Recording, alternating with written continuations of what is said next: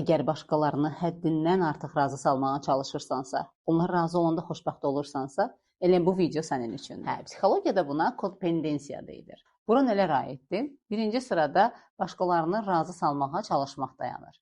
Başqalarının istəklərini, arzularını, ehtiyaclarını hər şeydən üstün tutmaq, hətta özünü qurban vermək. Belə adamlar sərhəd qoya bilmirlər, yox deməyə bacarmırlar, əksinə bütün xahişləri qəbul edirlər, öz rahatlıqları pozulsa belə başqalarının istəklərini qəbul edirlər. Üçüncüsü, özünü dəyərsiz hiss eləmək. Əgər başqası səni dəyərli görürsə, demək sən o vaxt dəyərlisən. Həddindən artıq məsuliyyət daşımaq, bu öz məsuliyyəti deyil, başqalarının həyatının məsuliyyəti.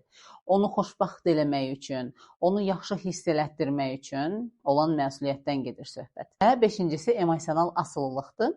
Hansı ki, münasibətlərdə qarşı tərəfin təsdiqindən asılıdır bu insanlar. Təsdiqindən və həmin şəxsin diqqətindən. Çox təəssüf ki, bu da uşaqlıqdan gələn bir problemdir. Hansı ki, uşaqlar valideynləri razı saldıqları zaman, qane elədikləri zaman sevgi və diqqət gördüklərinə görə böyüyəndə də bu davam edir. Razı saldıqdan sonra o sevgi diqqəti görəcəklərini düşünürlər deyə davamlı razı salmaq ehtiyacları var, məmnun eləmək istəkləri var. Buna həyatdan nümunələr göstərək, məsələn, bir qadın həyat yoldaşını razı salmaq üçün karyerasından, öz arzularından imtina edir. Tamamilə qarşılıqsız bir şəkildə. Ya da bir işçi işdə həddindən çox yüklənsə də, öz vəzifəsinə daxil olmayan məsuliyyətlərlə həddindən çox yüklənsə də, səsini çıxartmır, buna yox demir. Dostluq münasibətində bir dost daima olaraq münasibətdə xilas edən tərəf olur, məsuliyyətləri üzərinə götürən tərəf olur, məmnun edən tərəf olur, digərinin ehtiyaclarını qarşılayır, özü heç vaxt ön planda olmur,